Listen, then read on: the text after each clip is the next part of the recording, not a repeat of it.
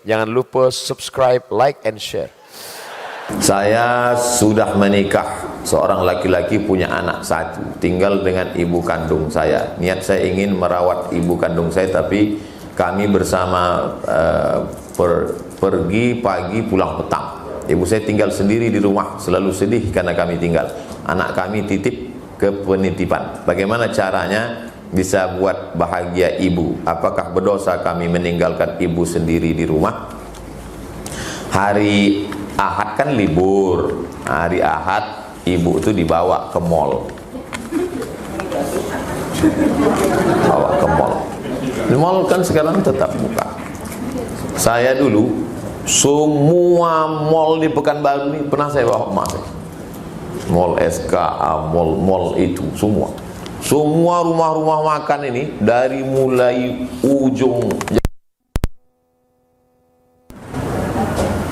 enggak, yang arah ke Lipat Kain, dari rumah makan Kampar tuh, Teratak Buluh, rumah makan Kampar yang udangnya besar-besar tuh, nah, itu sampailah ke ujung Rumbai sana. Nah, itu semua rumah makan tuh. Jadi setelah meninggal baru saya tahu manfaatnya. Dulu tak ada yang ngajar.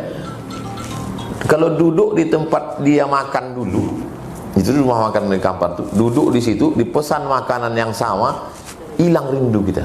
Nah, jadi yang punya emak, punya ayah sekarang, jangan hari ini, hari libur, ya. bawa. Jadi tidak perlu tiap hari. Saya tiap hari pergi ke mana-mana, tapi hari Ahad tuh khususkan hari.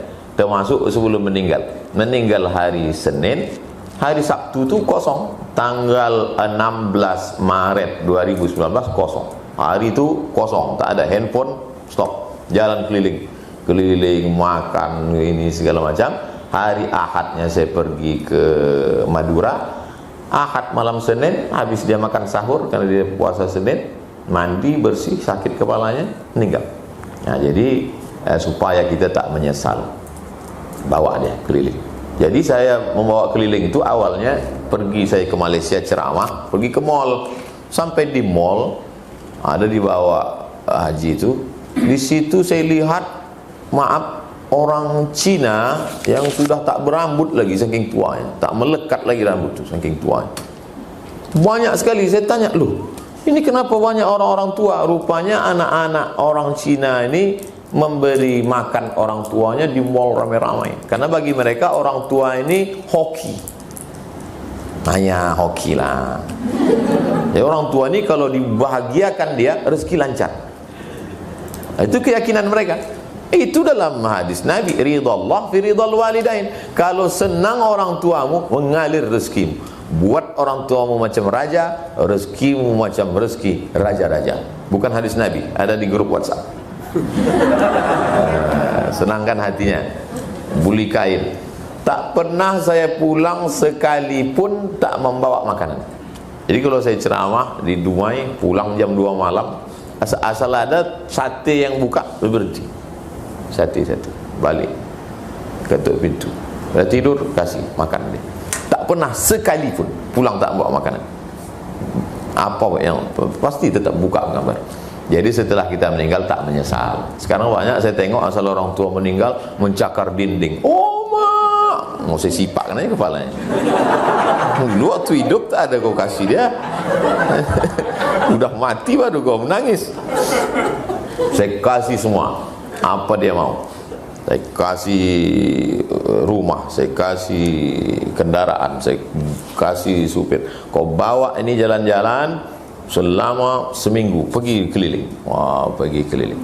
Begitupun menyesal juga. Apalagi lah tak sempat berbakti. Orang tua masih ada, senangkan dia. Kalau sudah tak ada, kirim dia doa, kirim dia kurban, daftarkan ke tabung wakaf umat. Saya mau tanya, apakah saya harus sholat istikharah untuk memilih pekerjaan? Kalau pilihannya antara haram dengan halal, tak ada istikharah. Antara makan gulai babi sama ayam goreng, udah istikharah, udah jelas haram.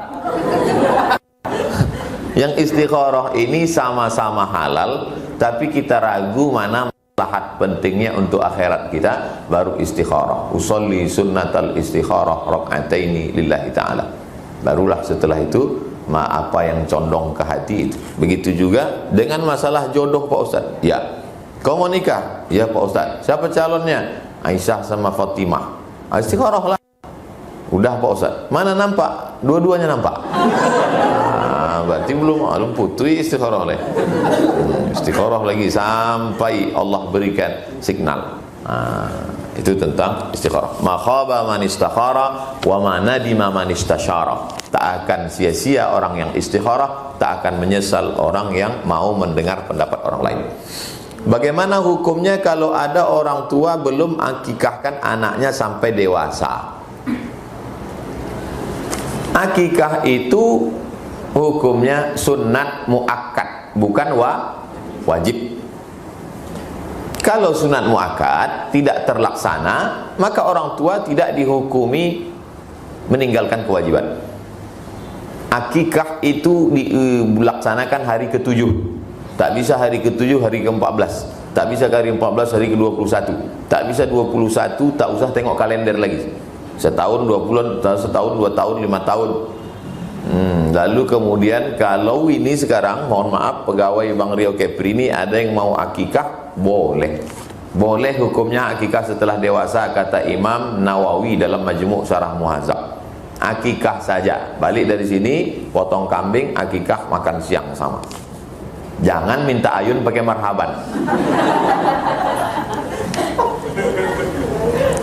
Minta cukur pula. Apabila seorang ayah belum diakikahkan orang tuanya, apabila seorang ayah belum diakikahkan orang tuanya, apakah boleh dia mengakikahkan anaknya tersebut? Boleh mengakikahkan setelah dewasa. Baca buku 37 masalah populer di pembahasan akikah setelah dewasa. Aqa'an nafsihi ba'nama bu'isa nabiyan. Nabi mengakikahkan dirinya setelah dia jadi nabi. Kita boleh mengakikahkan diri sendiri kalau ada duit, dan bapak ibu boleh mengakikahkan anak yang sudah lewat. Tapi yang belum punya anak, nanti diagak-agak hari ke-7, hari ke-14, hari ke-21. Bagaimana kalau kita ikut kurban tapi tidak di wilayah rumah kita dan bukan pula di kampung kita, tapi mencari masjid lain yang proses kurbannya sesuai sunnah? Tidak boleh membawa daging kurban lebih dari jarak qasar salat. Jarak qasar salat 89 km. Al-Fiqhul Islami wa Adillatu. Jadi membawa daging kurban dari sini ke Tugu Talang, berarti udah lewat qasar salat. Kenapa dibolehkan kurban ini? Karena menurut prediksi kita Pekanbaru ini rata-rata radius ini sudah. Karena saya sendiri menanya ke masjid tempat saya, Pak Ketua Masjid, sudah berapa sapi kita? Ada 2 ekor. Cukup itu. Karena udah bagi setengah kilo, 1 kilo cukup. Ketua masjidnya saya sendiri. Artinya komunikasi tetap dijaga. Yang mau mengalihkan kurbannya ke daerah lain, tanya ketua masjid. Pak Ketua Masjid, berapa kurban kita? Ada 1 sapi. Mohon izin Pak Ketua, saya tahun ini mau kurban untuk talang mama. Jangan talang mama sini. Tadi kata Ustaz Somad. Kalau Ustaz Somad, ya lah, tak apa-apa. Kalau kebetulan dia ini viewer saya, tapi kalau hater saya, sesat dia tuh. Oleh sebab itu maka ini kurban komunikasi supaya kita tidak dituduh aliran sesat dan lain sebagainya. Ketika suami mau ke masjid biasanya memberi salam kepada istri, bahkan istri cium tangan suami. Riwayat ada menyebut bahwa pada zaman Rasulullah ketika mau ke masjid malah Nabi mencium pipi. Tidak bisa mengambil hukum dari satu hadis. Nabi mencium pipi, tapi kau tak sama macam Nabi. Maka tak bisa mengambil hukum dari satu hadis. Kaifa nata'amal ma'as sunnah? Bagaimana berinteraksi dengan sunnah? Kitab Syekh Yusuf Al-Qaradawi, Al-Jam'u bainal ahadis. Tentukan satu tema, lalu kumpulkan banyak hadis, barulah diambil satu hukum tentang masalah menyentuh perempuan yang tak mahram. setelah berwudu, menurut mazhab Syafi'i bersentuh kulit batal. Menurut mazhab Hanafi bersentuh kulit tak batal, karena makna lamastumun nisa bukan sentuh kulit. Maaf beribu maaf, maksudnya jima baru batal. Menurut mazhab Maliki bersentuh kalau tak bernafsu tak batal, tapi kalau nafsu batal. Saya tak menyalahkan Maliki. Kalau saya nyalahkan Maliki berarti saya nyalahkan guru saya. Semua guru saya di Maroko mazhabnya Maliki. Tapi saya tidak mengamalkan mazhab Maliki, saya mengamalkan mazhab Syafi'i. Makanya kalau saya bersentuhan dengan perempuan, dulu waktu di kampus ambil wudhu dari asrama, berangkat beli tiket itu biasanya ulurkan duit pegang. Dipegangnya ujung jadi batal, walaupun tak nafsu. Kenapa Ustadz lebih memilih mazhab Syafi'i? Lebih selamat. Mazhab Syafi'i itu lebih selamat. Maksud Ustadz lebih selamat gini, tersentuh saya dengan perempuan di halte bis waktu kuliah.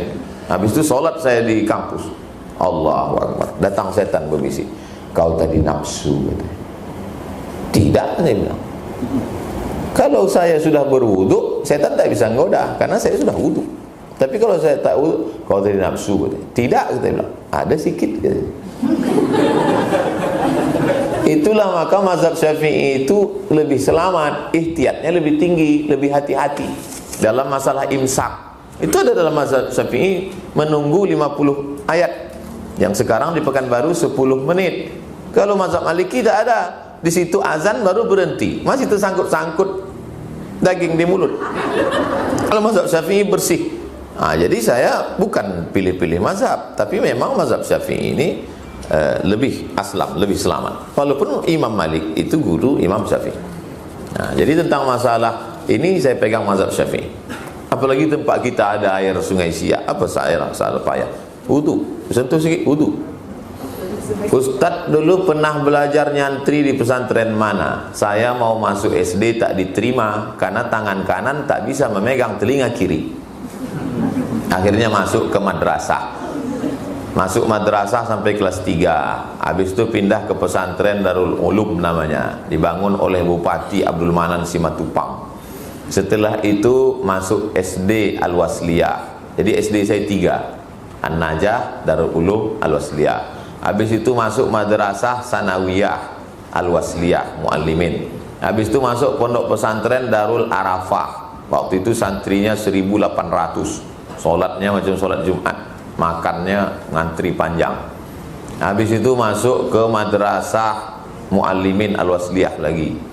Habis itu saya tak sekolah 5 bulan. Menurut saya tak ada gunanya sekolah, buang-buang waktu, buang-buang duit. Saya mau minta belikan mobil kol diesel, beli ikan asin, jual ikan asin. Kata orang tua saya tetap sekolah. Akhirnya saya tamat madrasah Aliyah Nurul Falah Air Molek Indragiri Hulu tahun 96. Masuk ke UIN Suska YIN waktu itu 96, 98 ke Mesir, tamat 2002, 2003 Universiti Kebangsaan Malaysia, 2004 Darul Hadis Maroko, tamat 2006, 2007, 2008 pulang Pekanbaru. Habis itu ke Sudan ikut Ustadz Zulhendri Rais Dewan Syariah. Lalu kemudian munaqasah sidang S3 2019 Desember. Setelah itu Februari 2020 visiting profesor tamu Universiti Islam Brunei Darussalam, kontrak 2 tahun sampai 2000. Sekarang tak bisa masuk karena corona. Dah lengkap. Mohon maaf jika pertanyaan di luar tema. Apa harus kita lakukan jika ada makam keluarga kita yang posisinya jauh terperosok dalam semak, ada binatang yang dapat membahayakan bagi peziarahnya seperti ular? Apakah makam tersebut boleh dipindahkan? Tak cukup syarat untuk pindah. Yang boleh dipindahkan itu darurat tingkat tinggi. Misalnya perluasan kota, makam pahlawan mau dibangun mall, maka dipindahkanlah makam ke pinggir kota. Beberapa makam terjadi perpindahan dari pusat kota di pinggir kota. Makam pahlawan biasanya karena perluasan kota. Adapun karena begini tak bisa, karena jenazah itu mulia, tak boleh dimain-mainkan. Oleh sebab itu kalau begini kasusnya, izinlah kepada warga masyarakat supaya dibuatkan jalan setapak gang, dibersihkan, kemudian keliling tanah wakaf itu dibuat bersih supaya orang bisa ziarah. kuntu nahaitukum an ziyaratil kubur, dulu kularang kamu ziarah kubur, ala fazuruha, sekarang ziarahlah kamu. Guna ziarah itu 3. Pertama, tudmi'ul ain, meneteskan air mata. Kenapa air mata menetes? Turiqul qulub, karena hati lembut. Kenapa hati lembut? Tazkiratan lil maut, ingat mati. Ingat mati. Nah, jadi sering-sering ziarah. Kalau bisa sebulan sekali ziarah. Kalau perlu cari rumah yang dekat kuburan. Kita ziarah. Kalau ke tempat saya, orang kalau ke tempat saya sekali ziarah 2 kali. Karena sebelum masuk ke tempat saya lewat kuburan. Mau masuk lewat kuburan, mau keluar lewat kuburan. Nah, kalau tempat saya mengucapkan salamnya, assalamualaikum ya ahlal kubur. Ahlal kubur. Yang perempuan yang suka shopping ke mall berhenti, bagus sering-sering ziarah. Ingat mati.